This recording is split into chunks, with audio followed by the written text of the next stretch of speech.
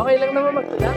Ang importante makarating tayo dun sa paroroonin natin ng ligtas. Good afternoon po. Saan po yung Marilaki Camp? Ito pa po kayo, kaya po po yun, sir. Apo Kayabo po. Ito po. Apo, salamat po. Thank you po. Combination to. Pagka gusto mo nang magtulak sa ahon, okay lang. Pag gusto mo magtulak sa lusong, okay lang din. Ay, paano tayo kaya pupunta dito? Hindi kaya ng bike. Pero bago yan, sabi ko sa inyo, nalilito ako eh. Kailangan muna natin kunin yung... Asan ba yun? Ang mga mantika. Kasi kakulay ng suka eh. Nasunog yata. Wait lang. Aray ko masakit talaga. Aray. First time ko po itong gagawin, pero hindi ko to kayang gawin ng basta-basta. Diba? Iba yung iba yung ganda kapag ka nagka-camping ka rin. Good morning mga Ride Out! Welcome to Marilaki Camp! Dito po yan sa May Tanay, Rizal. Good morning mga Ride Out! Nandito tayo ngayon sa May Marcos Highway at dito natin sisimulan yung ating ride para sa ating overnight bike camping. So time check natin, it's 9:49 in the morning at samahan niyo po ako.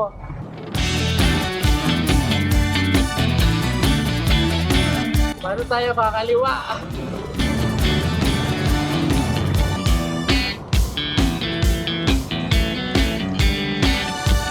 Oh grabe, ang ganda ng Marilaki. Lord, salamat po. Ang ganda ng panahon ngayon. Let's go, let's go. Let's go, gravel gaming, let's go.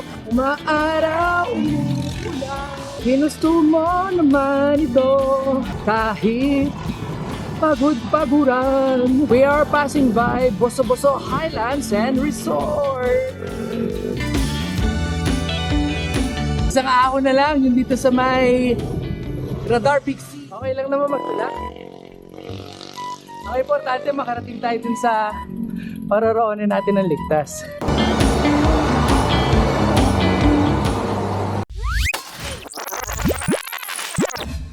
Nandito tayo sa may Santa Ines Road along Marilaki Highway. And then after lang ng Manukan, left turn tayo. Ito yung mga iba't ibang klase ng campsite. At nandito yung pupuntahan natin, itong Marilaki Camp dito sa may Santa Ines Road, Barangay Kayabo, Tanay, Rizal. O tara, sana kayanin natin to. Lusong daw eh.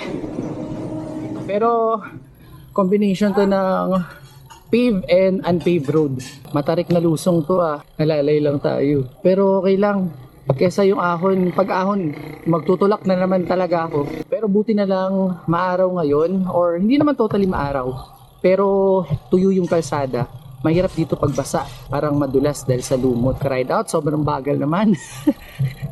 Ang inaalala ko kasi yung gamit ko sa likod eh. Pero gasti. Matarik to pag inahon mo pabalik. Kaya ang dinala ko rin ngayon itong si Kai dahil subok na ang ating gravel bike sa mga buhangin at bato.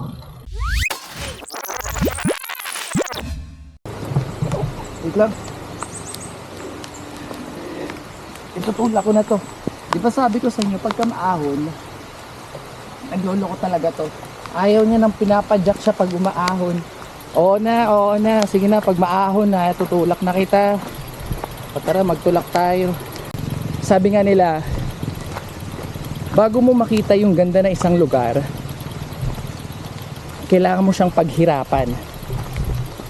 Kahit saang aspeto ng buhay, kailangan mong paghirapan ang isang bagay. Magtanong na nga tayo. Baka mamaya kasi ang labas natin ito Batangas na eh. Kaya pwede pong magtanong po, saan po yung Marilaki campsite po? Puro kaliwa po. Opo, salamat kuya. Mga ka-ride out, bago po tayo makarating sa Marilaki campsite, ito yung isa sa landmark, yung I Love Kayabo. Ganda no? Marilaki Camp. Ito. Okay. Rough road. Yeah. Ooh.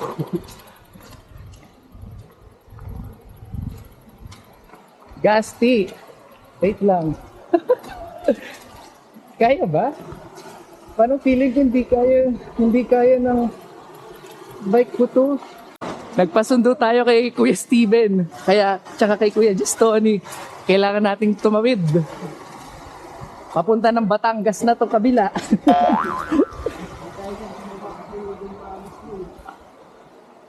Mga ano to, kulang-kulang tuhod.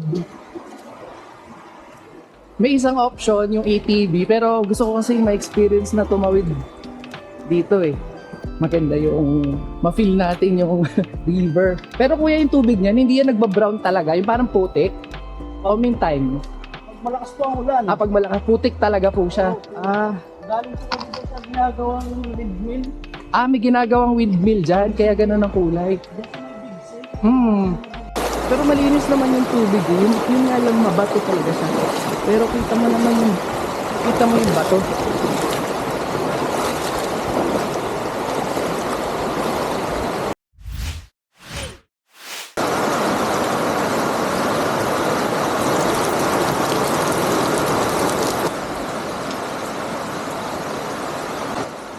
Good morning mga Pride Out. Nandito na tayo sa may Marilaki campsite dito sa may Tanay Rizal. At as you can see, maulan po ngayon and gloomy yung ating panahon. Pero don't be sad mga ka-ride out kasi as a camper, maganda na mas na-enhance natin yung mga bagay and mas nagiging resourceful tayo kung ano yung meron sa paligid natin. Remember, kaya tayo pumunta dito to relax and to unwind. Kung ano man yung binigay sa atin ng panahon, let's be thankful. Ngayon, mag-set up lang muna tayo ng mga gamit natin. But before nga pala tayo mag-set up, pagdating ko kanina, unang ginagawa dito is pupunta ka dito sa may information center and then magpaparegister ka. Pero ako nagpa-reserve na po ako. So, if I were you, pagka pupunta po kayo dito, magpa-reserve po muna kayo para may spot kayo pagpunta nyo na dito. Meron silang store dito, lagayan ng sticker. Ito may mga lagayan dito ng stickers. Ayan. And then, ito po ay protected by CCTV yung area. And then, in case of emergency, meron sila dito ang call 911. At dito po, meron silang charging station. Dami, di ba? At meron po ditong Wi-Fi. Yes, mga ka-ride out. Walang signal dito, call and text, pero meron silang Wi-Fi dito from Starlink. So, malakas ang Wi-Fi dito. So, yun mga ka-ride out. Yun muna yung basic pagdating natin ngayon. So, hahanap muna tayo ng spot kung saan tayo magsiset up ng ating tent. Let's go! So, nagpalit muna tayo ng sandals sa slippers. Maganda na close slippers yung dala nyo kasi para kung may bato or may ibang hard objects, hindi kayo masusugatan. And then sandals para komportable kayo pagka naglalakad, nagra-ride kayo kasi bike yung dala natin. Ngayon, magsa-set up na tayo ng ating tent. Let's go! Ay, bigat! Ay, Diyos ko! Alam ko na kung bakit yung bike rack ng bisikleta ko talagang lumambot. Pagka bigat-bigat kasi nito eh. Hindi ko alam, baka mga 30 kilos yata itong dala ko.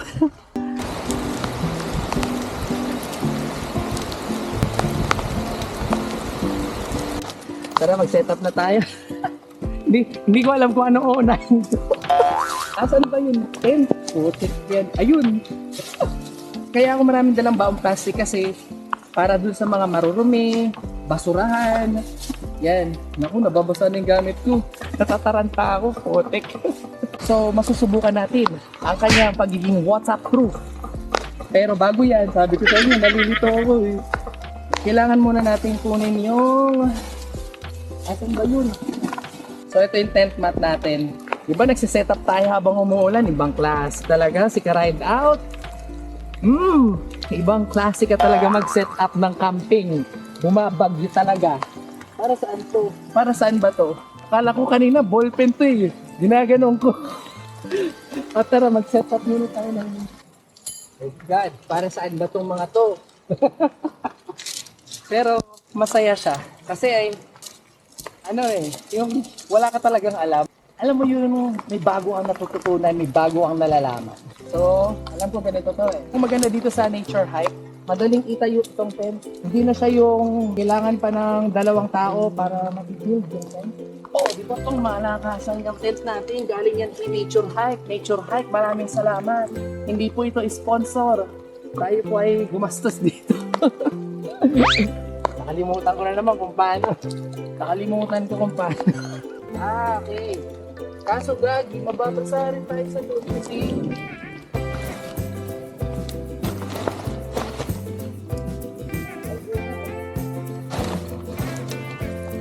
ito yung waterproof sa kanila. O, tingnan mo, paano natin matatayin ngayon kapag tinakpan mo siya? Mga kanaido, to, di ba? Napatayo natin after 2 hours. Okay ba yun? 2 hours? Let's go! So, ito yung waterproof niya.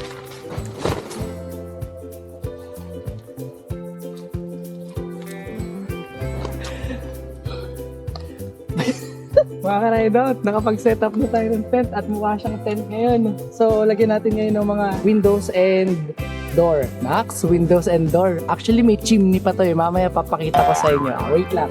Pinahiram nga po pula tayo nila kuya ng rubber floor. Yung sa mat natin. Kasi syempre para hindi matigas. Pero sa susunod, bibili tayo ng double deck na. So, pasok muna natin yung gamit sa loob kasi para hindi mabasa. Basa na rin naman sa loob. Hola! So, mga ka-ride-out, na-set up na natin yung ating tent ngayon. And continuous pa rin yung ambon niya. So, ito yung nature hike na tent natin. Pasensya na kayo ha. Sorry talaga. First time kong magtayo ng tent sa isang campsite.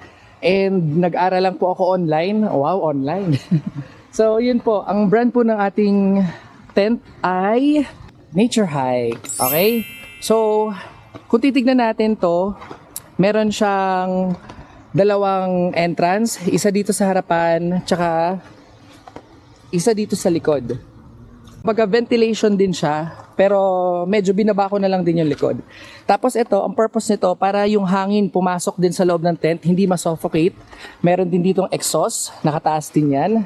Medyo privacy purposes siya, cover, pero para hindi mainit sa loob.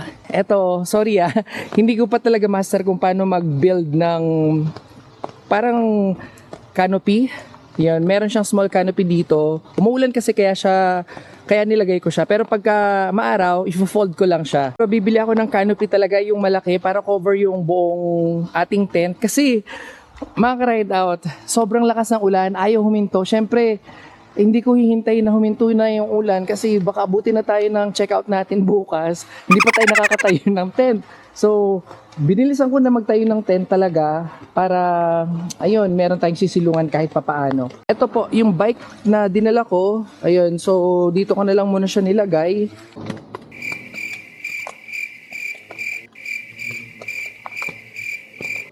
Hello mga ka-ride out! Tayo po ay nagpupunas ng ating tent. Dahil kanina po, sobrang lakas ng ulan at kinakailangan po nating ma-set up yung tent kasi parang hindi huminto yung ulan. At hindi nga po humihinto yung ulan hanggang ngayon. Parang nasa bahay lang naman tayo mga ka-ride out. Kung gaano tayo kasinop at kalinis sa bahay, ganun din tayo kapag ka nasa campsite. So mga ka-ride out, bili muna tayo ng tubig. Sir, pwede po makabili ng tubig po. Lang. Yeah. Hindi ko na pinagsisisihan na bumili ng tubig kasi hindi ko kaya magdala ng ganito karami, kabigat na tubig. So, 100 pesos po. Isang blue na bote. Okay lang, promise. A few moments later. Sasaing muna tayo ngayon. So, meron tayong baon na bigas. Ilang ba kainin ko ngayon? Parang gutom ako ngayon eh. 2 akal. Gutom yun? Yes! Gutom na gutom. So, 2 takal. Mag-igib muna tayo ng tubig para kapag mamaya naghugas tayo tsaka nagsaing, meron tayong tubig. Alam nyo ba mga ride out? Ako lang yung camper na nandito. Tignan nyo, oh. Ito nga pala yung balde natin. So, ito ay from Tourist Diary. Ito po yung CR nila dito. So, ito yung kanilang lababo. And then, meron silang CR for gentlemen. Ito. So, for gentlemen din, kung gustong maligo, pwede dyan. For ladies, ito naman. Malinis yung CR nila actually, ah. So, kulang muna tayo ng tubig. Ito pong binili ko na timba. Sobrang convenient nito. 20 liters po yan, ah. Kasi napaka-compact niya. Pagka nilagay mo siya sa bag mo, space saver siya. Tigas natin.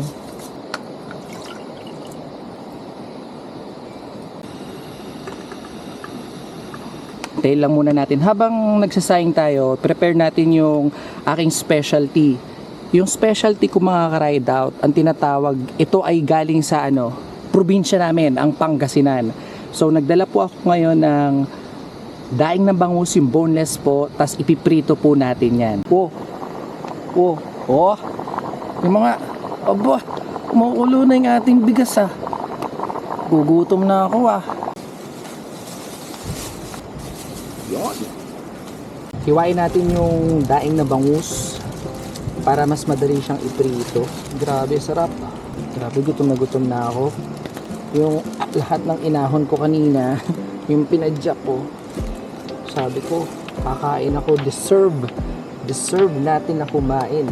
Tapos maganda dito sa daing na bangus yung tostado, diba? Sarap ng kain natin ngayon. Tapos ang sarap dito yung taba na part, no? Puritong bangus from Pangasinan.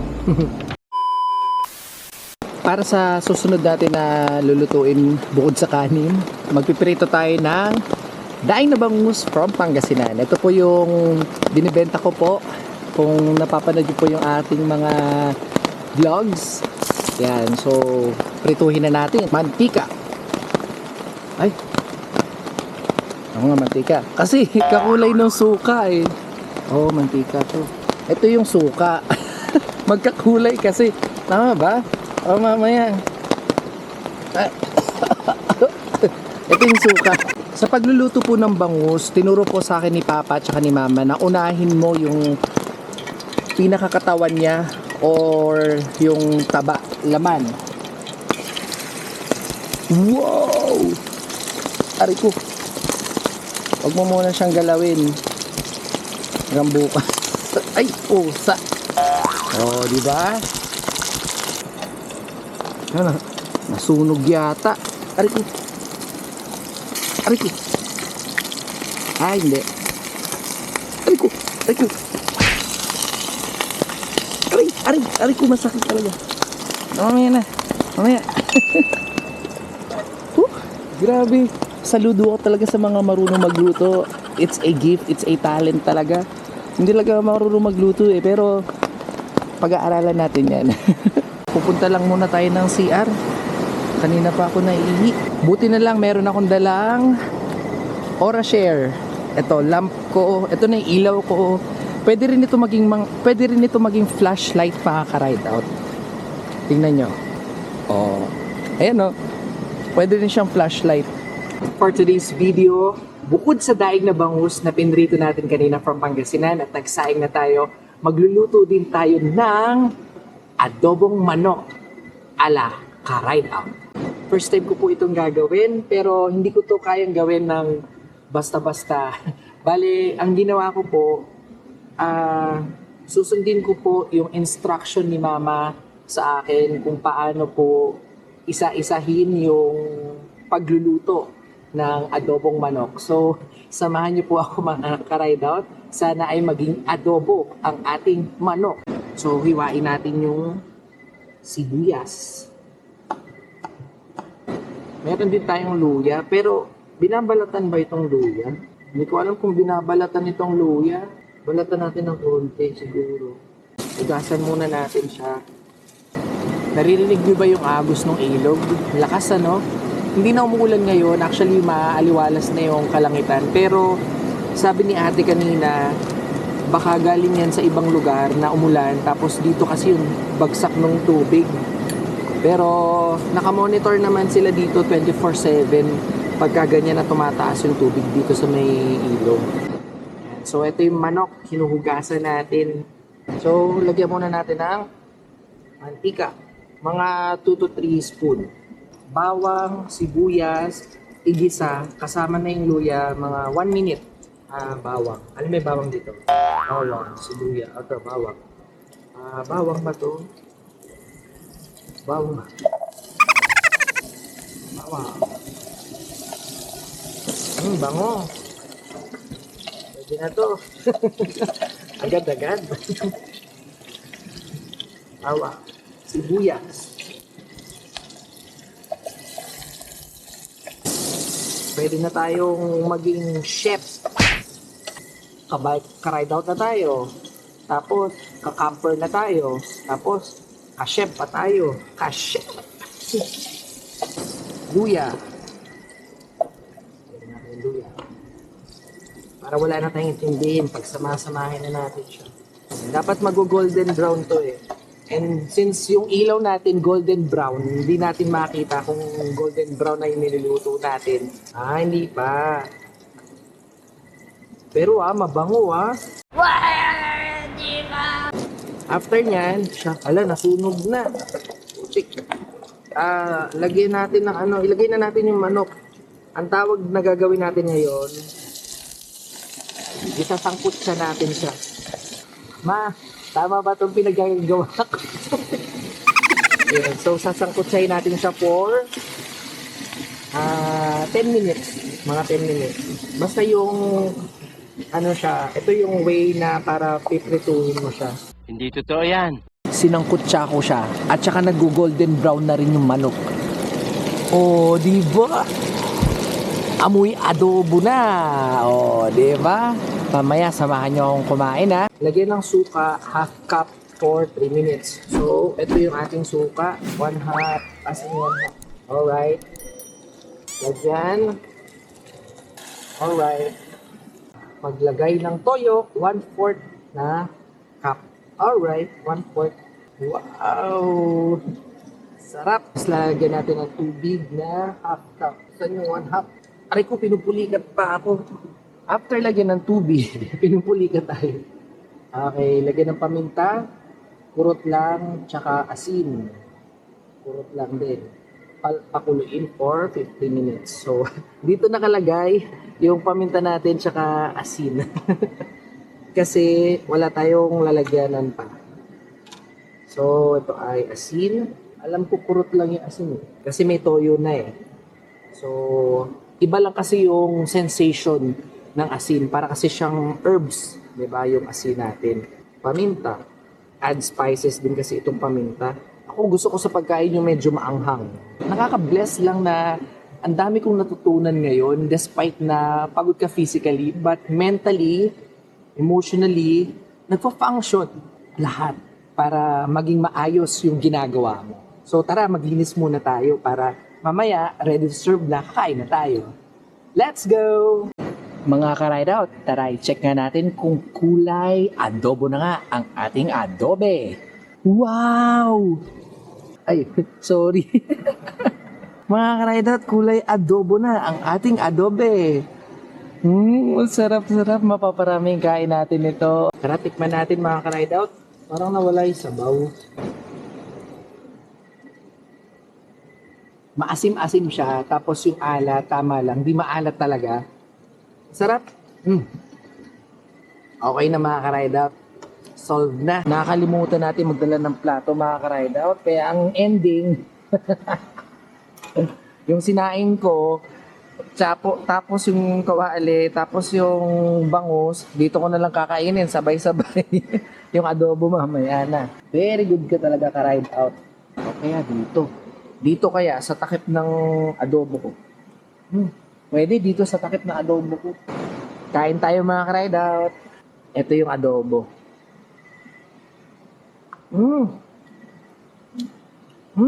Sarap.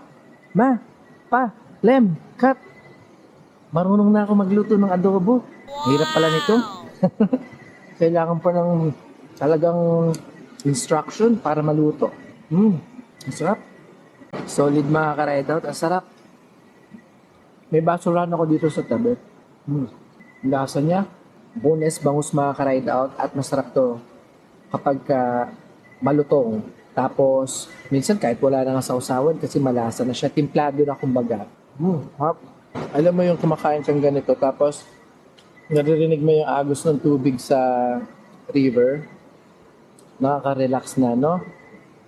Time check ngayon, baka mga alas 8 na ng gabi. Tahimik na dito. Pero, may ilaw naman tayo dito. Tahimik na ngayon. Pero alam mo, siguro pagka weekends, ang dami dito talaga, no? Ang daming gusto mag-relax, ang daming gusto magkaroon ng quality time sa mga mahal nila sa buhay.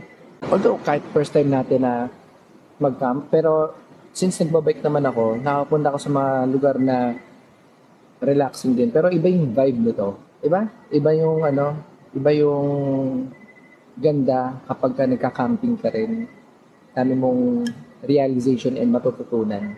Tayo'y maliligo na at makatulog na rin. Dito may CR dito daw mas malapit.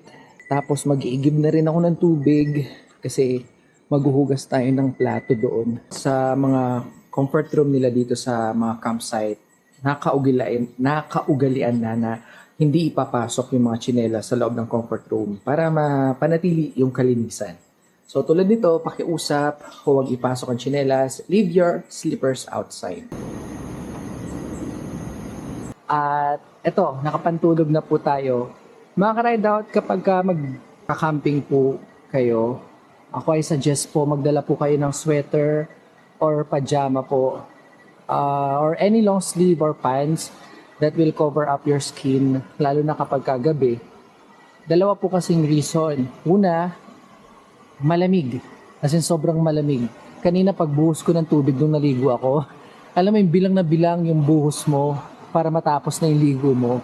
Pangalawa po, hindi kayo kagatin ng lamok or insekto, kumbaga covered pa rin yung skin nyo. Pero may off lotion naman din po or insect repellent tayo. Pero mas maganda na yung mas safe tayo lagi kapag ka nagka-camping tayo. OOTN, outfit of the night. Pero bago tayo matulog, maghuhugas muna tayo ng plato tsaka ng mga ginamit natin na mga kitchenware.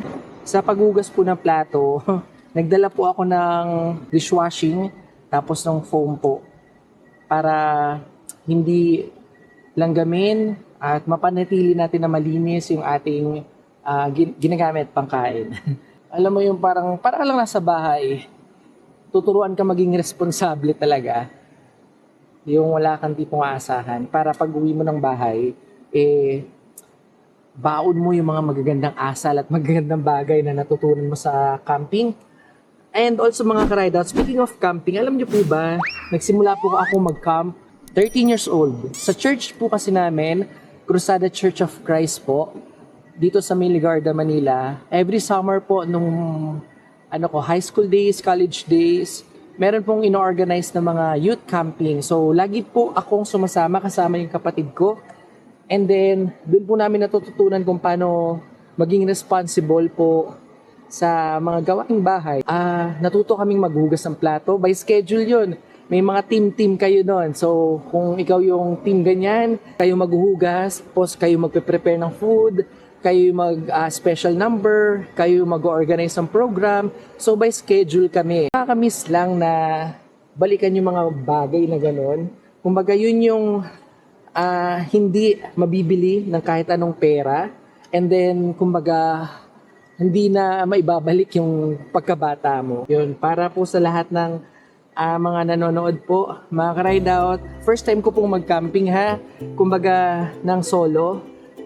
Pasensya na kung may mga shortcomings po ako na naipapakita or kung may exage po akong reaction or kaya naman kung minsan makikita nyo pagod na po yung itsura ko. Pasensya na po, kumbaga, yun po yung natural na nangyayari po sa akin. Kumbaga, hindi scripted. Maraming salamat po sa patuloy na pagsuporta nyo po and ito pong first camping ko, it's a, kumbaga, blessing po talaga na natuloy po ito kasi alam kong may bagyo, umuulan, and hindi mo masabi yung capacity na meron ako. I mean, yung financial, and then yung time, and then ang dami nangyayari. Pero gusto ko talaga siyang matuloy. Gusto kong ma-experience. Ito yung bagay na kapag ka masaya ka sa ginagawa mo, hindi ka mapapagod. Good morning po mga Cried Out. Time check natin. It's 9:30 in the evening ngayon. At nag-lights out na po dito sa may campsite. Pero usually 10 o'clock talaga yung pinaka-lights out. Pero since ako lang po yung camper na nandito ngayon, nagpahinga na rin po ang bawat isa. So kakatapos ko lang pong maghugas ng pinagkainan ko. And ngayon, pahinga lang muna saglit. Ngayon ko nararamdaman yung pagod. Alam mo yung parang all throughout the ride kanina, sobrang intense lahat. Yung tipong ginagawa mo lahat ng paraan para makarating ka dito. Despite of the weather, umulan, umaraw, talagang laban. Salamat sa Lord kasi nakarating tayo ng maayos at matiwasay dito. At sobrang babait ng mga staff dito mga ka-ride out sa Marilaki Campsite. Bukas, pag maliwanag na, itutour ko kayo dito sa mga facilities nila and check natin, sana humupa na yung river. Kasi kanina ang taas ng river. As in, siguro nga dahil umuulan sa ibang part dito and then dito yung daluyan ng kanilang ng tubig. So ngayon, nakikita ko na humuhupa-hupa na siya. Pero bukas sana maging maaliwalas yung tubig para baka makapag-swimming tayo, di ba?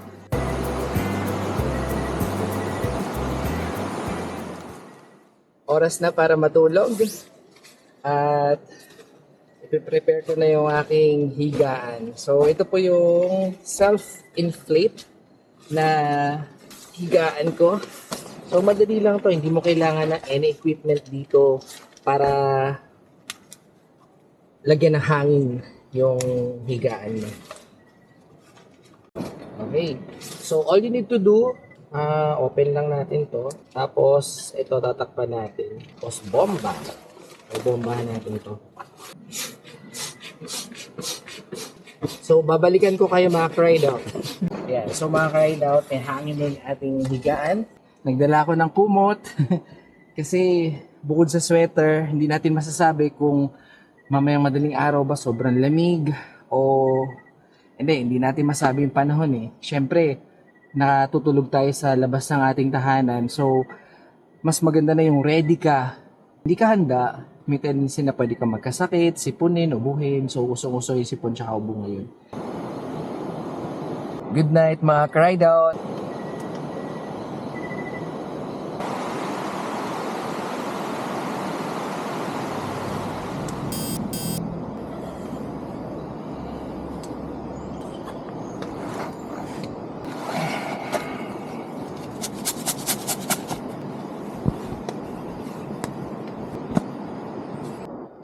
Good morning po mga Cried Out. Time check natin ngayon ay 5:49 po ng umaga. Ito po yung literal na good morning mga Cried Out. At masisilayan natin yung kagandahan ng kabundukan at ng kapaligiran dito sa may Marilaki Campsite.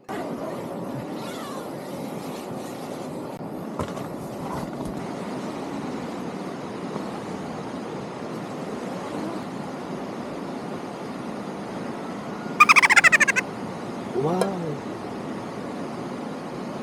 Grabe, ang ganda.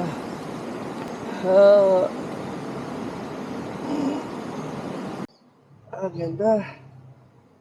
Good morning mga chickens. Good morning po sa inyong lahat.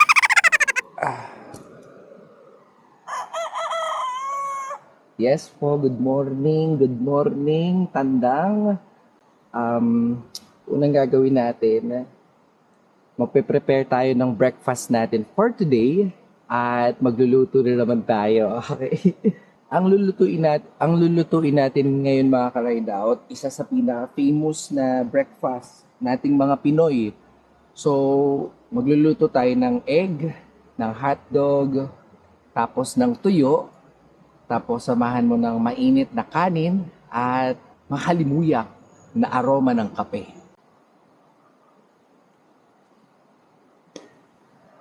Ano mo ba ito mga ka-ride out? Yung likod nito, bundok yan, pero right at this moment wala ka makikitang kabundukan kasi natatakpan siya ng fog. Pero sana mamaya medyo umaraw ng konti para makita natin yung buong kapaligiran ng campsite. Dito sa campsite mga ka-ride out, kahit na malakas kang kumain, malakas ka rin magutom kasi wala kang ginawa kung hindi kumilos ng kumilos. Lahat, cargo mo, lahat, trabaho mo. Kaya, kumbaga, natatagtag ka rin.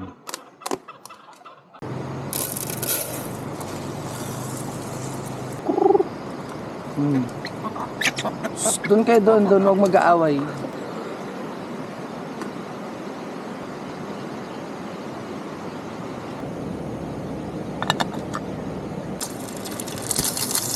Ay, basag ang itlog ko.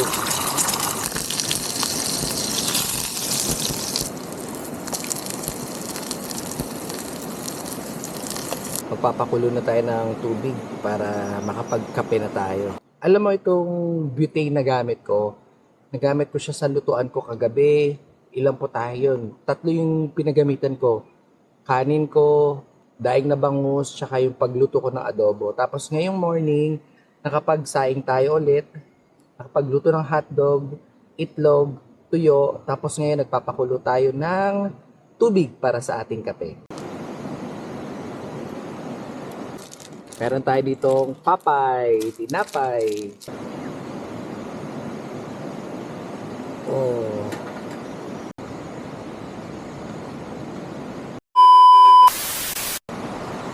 Nakakainis. Tingnan mo yung manok. Kinuha yung itlog ko. Nakakainis. Ginawa nilang technique. Tumuka-tuka sila dun sa pinaglutuan ko. Tapos naiwan ko yung lamesa ko. Tapos pagbalik ko, boom! Wala na yung itlog. Tingnan nyo, natira na lang. Yung tuyo na lang. Nakaka-ride out, kain ko.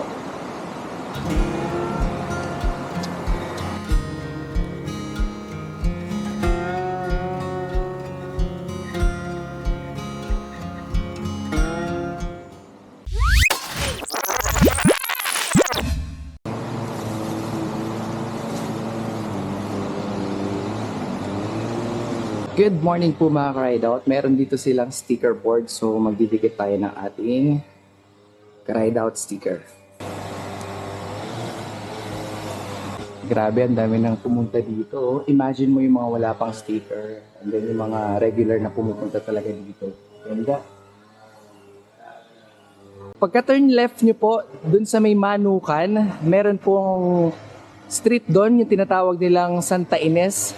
Tapos, meron pong environmental fee para sa mga kotse, sa motor. Pero pagka nakabisikleta po kayo, free po ang pagpasok po doon.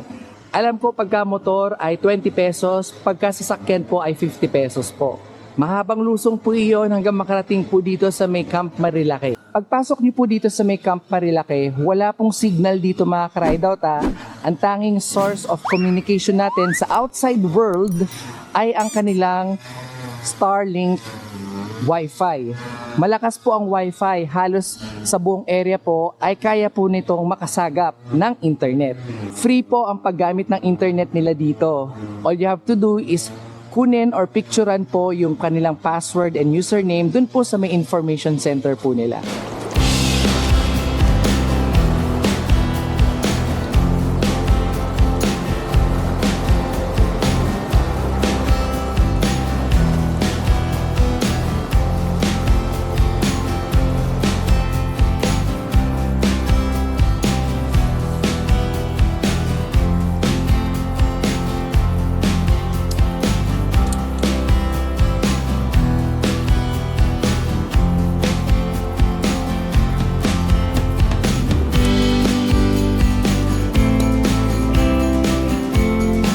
All set na mga ka-ride out, naka-empake na tayo. Check lang natin kung ilang kilos yung ating bag na ilalagay sa carrier ng bike. 13.11 kilos.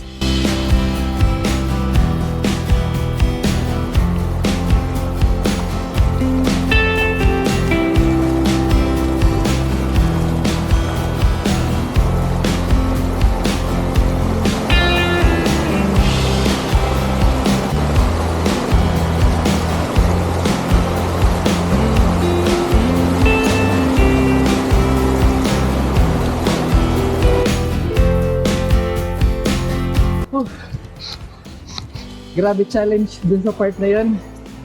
Para ako nahihilo kasi hindi ko nakikita yung pinakasahig niya sa sobrang lakas ng agos ng tubig.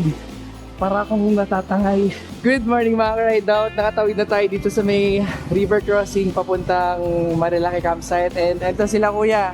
Tinulungan ako mag-set up ng bike. Kuya, shoutout kuya. Sir, ano po sa Ano? mga viewers dyan? Salamat po. Ano pong pangalan niyo po? Aldrin po. Aldrin. Steven po, shout out po. Ayan. So kung mag-check-in kayo dito, maraming mga campsite dito and then sobrang helpful talaga nila. Sanay din sila sa mga umulan, umaraw. Alam nila kung paano isi-set up yung mga gamit natin. So since nakabike lang tayo, nagpatulong tayo sa kanila na ayusin yung dala-dala natin kasi magtutulak tayo paahon sa taas. Pero yun, maraming salamat po kuya. Salamat po sa inyo. Okay, Thank you po.